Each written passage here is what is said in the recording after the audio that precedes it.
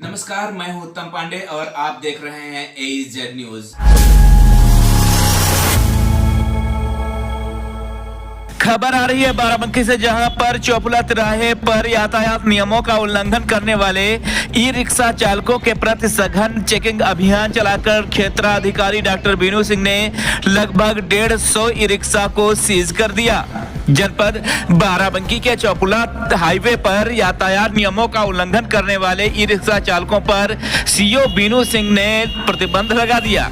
लगभग 150 auto seize कर दिए। बाराबंकी में पिछले कुछ समय से ई रिक्शा की संख्या बढ़ गई है, लिहाजा उनके रोटेशन को लेकर के प्रशासन की ओर से एक नया नियम लागू किया जा रहा है, जिसके तहत अब ई रिक्शा चलाने वालों के लिए रजिस्ट्रेशन करवाना अनिवार्य होगा। इस नियम को नगर निगम द्वारा जारी किया जा रहा है। मार्गों के बजाय हाईवे पर चलने वाले ई रिक्शा व ऑटो पर सख्ती शुरू हुई। सीओ डॉक्टर बीनू सिंह ने अभियान चलाकर हाईवे पर सवारियों को ढोते मिले ई रिक्शा व ऑटो चालकों को सख्त हिदायत दी गई। चालकों के पास पूर्ण दस्तावेज न होने के कारण बिना ड्राइविंग लाइसेंस व बिना रजिस्ट्रेशन के चला रहे लगभग 150 ऑटो को सीओ बीनू सिंह ने सीज कर दिया और यह भी बताया कि ई रिक्शा हाईवे पर चलने के लिए पात्र नहीं है। उन्हें कस्बे या संपर्क मार्गों पर ही चलाया जा सकता है। अगर इन नियमों का कोई उल्लंघन करता है तो उस पर लगातार कार्रवाई की जाएगी। इस अभियान से ई रिक्शा चालकों में हड़कंप मच गया। दरअसल अब शहर में ई रिक्शा चालकों को अपने ई रिक्शा का नगर निगम में रजिस्ट्रेशन कराना होगा।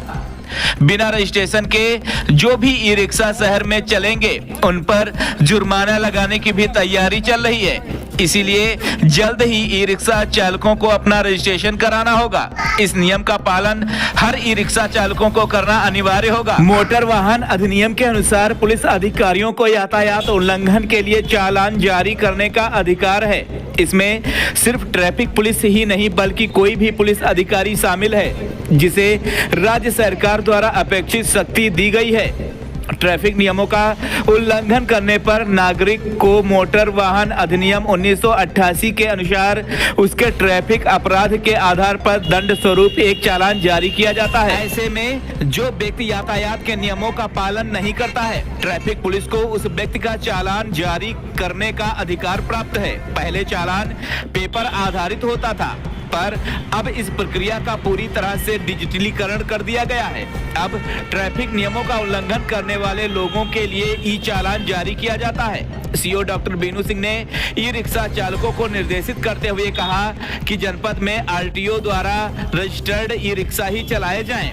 इसका बीमा भी होना आवश्यक है। इसके अलावा संचालन के लिए ड्राइविंग लाइसेंस भी जरूरी है। ड्राइविंग लाइसेंस की प्रक्रिया के विषय में बताया कि जिस प्रकार 2 पहिया व 4 पहिया वाहनों के लिए ड्राइविंग लाइसेंस ऑनलाइन आवेदन के बाद ऑनलाइन टेस्ट देकर लर्निंग लाइसेंस प्राप्त होने और उसके 1 माह बाद स्थायी लाइसेंस के लिए आवेदन कर ट्रैक टेस्ट पास करने की प्रक्रिया पूरी करनी होती है, उसी प्रकार ई रिक्शा के भी लाइसेंस इसी प्रक्रिया से बनेंगे। 4 सवारी से अधिक ई रिक्शा में और सवारी नहीं ले जाई जा सकती हैं। और यह भी उन्होंने बताया कि नगर निगम परिवर्तन अधिकारी द्वारा ई रिक्शा चालकों को निर्धारित ई रिक्शा स्टैंड एवं रूट पर संचालन के बारे में जानकारी दी गई। सभी ई रिक्शा ऑटो चालकों को निर्देशित करते हुए कहा गया कि चौराहे एवं तिराहे से ई रिक्शा को 50 मीटर दूर रोक करके सवारी बैठानी व उतारनी होगी।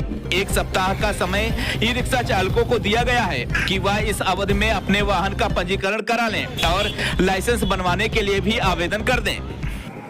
AEZ न्यूज चैनल को सब्सक्राइब करें, बेल आइकन प्रेस करें और सबसे पहले खबर पाएं।